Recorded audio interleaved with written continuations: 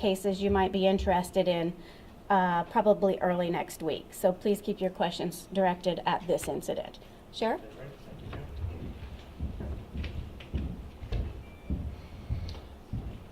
Good morning. Thank you to our media partners for covering this. Again, for your records, it's Sheriff Al Nienhuis. It's spelled Nienhuis, and it's pronounced Nienhuis. And as my public information officer alluded to, this is something that happened almost 2 weeks ago on Sunday, January 29th, and it all occurred right about 8 o'clock in the evening. About 6 or 7 minutes before 8 p.m., we received a call from a third party saying that there may be a domestic occurring on Cobb Road, which is the road actually right out here in front of the sheriff's office, but a few miles north of here. Over the next several minutes, over the next minute or two, a call was generated.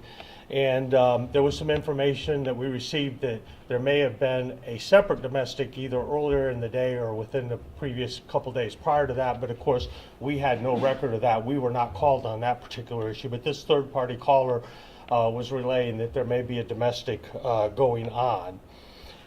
And it was involving a gentleman, Mr. LeMaster. About 7:55, maybe even closer to 7:56 p.m., we received another call from our victim, and the person and I actually listened to a little bit of that call prior to the press conference today, and that victim was extremely hysterical.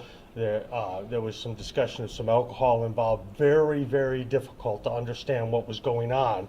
The call taker did a great job over the next minute or two trying to figure out that there was some sort of either verbal or physical domestic going on, and the victim was trying to tell us what was going on, but was hyperventilating, hysterical, and as we said, there was some alcohol involved. We actually generated a call for service about that same time, about 5 minutes to 8 o'clock, and at about 3 minutes to 8 o'clock, the victim was stating that she was holding LeMaster down, who was our suspect in this case. He is, here's a photograph of him. He's Tracy Allen LeMaster. He's a white male. He was born June 11th of 1962. And we got information that there may be a gun involved. Again, very hard to figure out exactly what was going on, and that all occurred about 5 or 6 minutes before 8 o'clock. Again, 3 minutes to 8 o'clock, the victim said that she was holding LeMaster down, and that she had a hold of his hands, and there was a gun in his hands, but she was saying that she was holding him down. Again, caller confirmed that both of them were consuming alcohol, and the call gets disconnected. Of course, at this point, now that we know that a gun is involved, the deputies respond lights and siren and get there within about 4 or 5 minutes of the call. At 8 o'clock, LeMaster is again in possession of the firearm. We get another call, 911 call from the victim, stating he has the gun, and it sounds like the victim is pleading to give her the gun. Deputies are heard in the background instructing LeMaster over this 911 call to drop the gun numerous times, and we'll have some audio of that at the end of this video. LeMaster obviously refuses to comply and is heard at least 5 times on that call, just shoot me, just shoot me. Victim continues pleading with him to give her the gun. At 8:01, the second and third deputy arrives, and a patrol vehicle, which is the video we're going to see, is positioned in such a way that the dash camera records a wide view of what occurred. LeMaster at 8:01 refuses to put the gun down, and as we'll see from the video, and I'm going to tell you on this particular video, we kind of show you the whole video, and then we take a little part of it and we crop it out and we play it over again about 3 or 4 times to kind of show you the fluid movement that was made with the gun. Of course, it's out in a fairly remote area of the county, and it's very dark other than the headlights from the cruisers lighting the area up. But it does appear that he points the weapon at one of the deputies. Shots are fired by the deputies, and of course, they are on the ground. LeMaster and the victim are on the ground wrestling, and both LeMaster and this victim get shot. Deputies, of course, request emergency medical assistance immediately. They move in, render life-saving measures. I was told, and I haven't confirmed this, but I was told at least one tourniquet was applied to one of the individuals on the scene, either the victim or the suspect. And of course, over the next several hours, an investigation took place, which included deputies from the Hernando County Sheriff's Office, our forensic team, Florida Department of Law Enforcement, and of course the State Attorney's Office. And it's obvious, I think, when you see the picture, when you see the video here, and when you see the video, I think you're going to realize that the deputies were put in a no-win situation, as they often are. We will make this available to you. And again, as I said, this video, after it goes through the full part, it is edited a little bit to give you a little bit closer view. Even the actual video itself has some graphics on it to draw your attention to the point of where the suspect and the victim are wrestling on the ground. He's actually on top. They're not really wrestling. He's on top of her. So this is the deputy pulling up. The house there is the house to the left. And you can see to the right of the shed is where the victim and the suspect are engaged in a physical altercation. You see the deputies. Now they know there's a gun involved, and they do not hesitate whatsoever to approach this situation, which is obviously dangerous for everybody involved. Now you'll see a glimmer of the gun here, right there.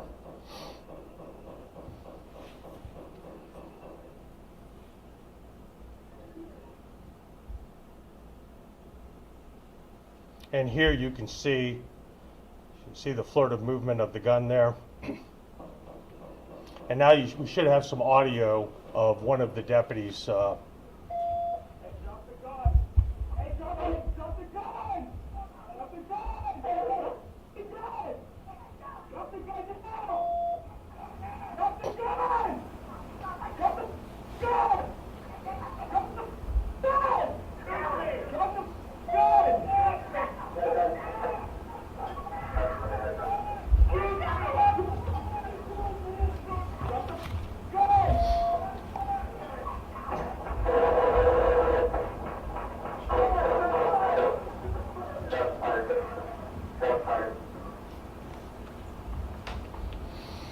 Okay, that gives you a little indication of what's going on. Again, if you put yourself in the position of the deputies, they're coming to a situation out in the open. They know there's a gun involved, there's a victim and a suspect. They have a pretty good idea immediately what's going on. There is definitely a gun involved. The deputies not only know that coming up, they can see the gun. And of course, when that gun was pointed in their direction, they really had no other choice but to meet that force with force. I will tell you is both the suspect and the victim survived. The victim was released from the hospital within a couple days, I believe, after the event, and the suspect is still in the hospital, but I heard reports that as of this weekend, that person may be coming to jail. That suspect is being charged with domestic violence, ag assault on law enforcement officers, and several other charges. And again, we're continuing. The investigation is still open. The deputies involved have been interviewed by FDLE, and as is customary, they were put on administrative leave with pay. Within the last day or so, they have been put back to full duty based on getting their interviews accomplished and discussing with FDLE and the State Attorney's Office, seeing no concerns with the outcome of the investigation, or the shooting rather. So with that being said, I probably won't be able to answer a whole lot of questions because technically this is being run by FDLE, and we have been working with them closely along with the State Attorney's Office, but I might be able to answer a couple questions. Also, just for information, the deputies were in the neighborhood of about 25 to 35 feet away from the incident, so they were certainly close enough to be in danger, but they were still a little bit of ways away. when the shots rang out. So, anybody have any questions that I might be? Sheriff, unless I misunderstood, at the beginning, I thought you said that the victim was holding Lemaster down, but you're... Well, that's before we got there. That's what was coming over, being relayed to us by the victim. So that occurred minutes, seconds before we actually arrived. By the time we arrived, the whole situation had reversed. Even though he had a gun, she was able to... She would, yeah, and again, I can't illustrate enough how difficult it was to communicate in this case.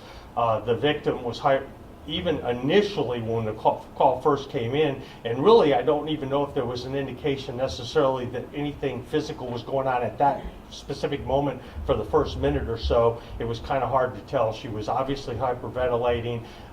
She was very difficult to understand. My community relations manager / PIO and I were listening to it, and she spent many years in the comm center, and even she was saying how difficult it was to determine exactly what was going on from the victim.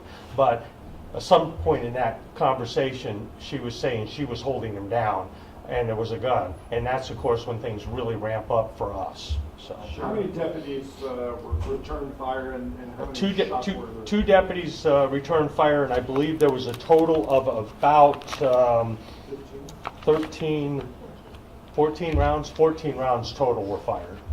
Sheriff, are you able to just say definitively you believe that your deputies acted appropriately? Yeah, absolutely. I think they were given no other option given the set of circumstances that they were thrown into. And I think if the average person were to watch this video and put themselves in the position of the deputies running into an open field with a person who has said several times, shoot me, and there's obviously a gun involved. The person has apparently lost their will to live and then points the gun at you.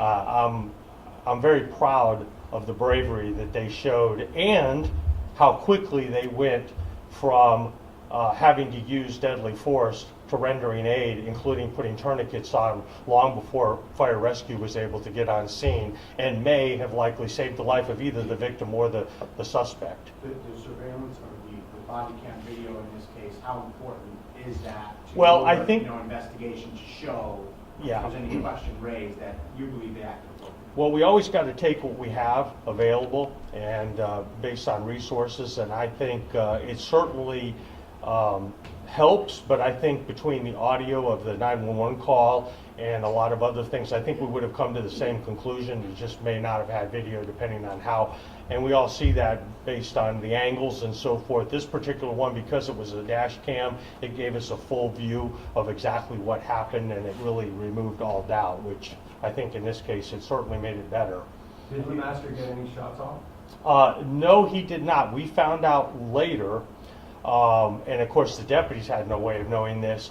The gun was actually out of battery, which is another word for jammed. It was definitely loaded and there were live rounds in there, but apparently in some point in time during the confrontation with the victim, there may have been wrestling, and it was a semi-automatic, and it must have been the slide must have been pulled back so that 2 rounds got jammed in there. Which really was fortunate for the deputies because he might have been able to get a couple rounds off aimed at them before they were able to return fire. How difficult is it for the deputies? What's that?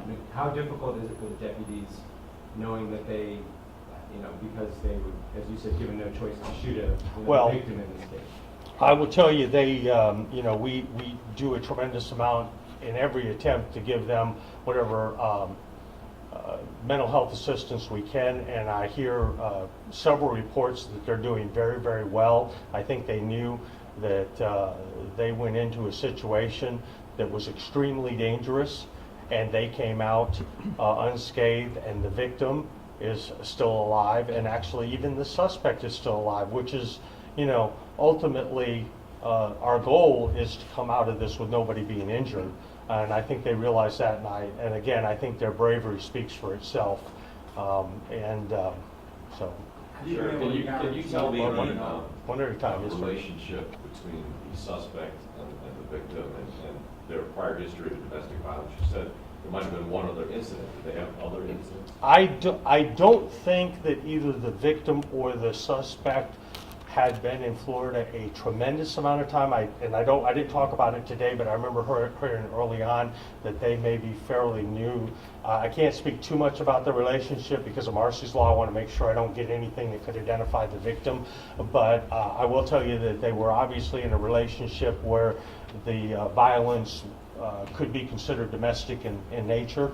And but yeah, I don't think we had any calls related to them previously at all, much less domestic violence. But we do have information that apparently a domestic dispute was going on either earlier that day or the previous day, but fairly recently prior to that, according to this third-party caller. Have you been able to guarantee that there are no more firearms in that home? Well, we actually are going through the process of doing a risk protection order with the suspect and making sure that although he is still in custody and will be for the at least foreseeable future, if he does bail out, we're going to do our best to make sure that he does not have access to firearms. And do you know what they were fighting over that night? I think that might give information about who the victim was, but suffice it to say it was a very typical domestic type argument. So. Has there been any communication with the victim? Is she grateful that in this case, or is she hold ill will? I don't have that information at this point in time. You know, obviously she called us for assistance and there was a gun involved, so we didn't have a whole lot of options in what we could do. But I haven't heard specifically. I know immediately thereafter she was obviously in the hospital and being treated, so it was kind of difficult to communicate. And as I said, alcohol was involved and so forth, but I don't know what's transpired since then. FDLE would probably be better able to answer that, because I think they're the ones that would have interviewed her. So. Were there any children or other people living there? I don't believe so. I think they were the only two on the property when deputies arrived. In your initial report, you said that the deputies were fired upon by the suspect. What caused that? Yeah, and I'm glad you brought that up.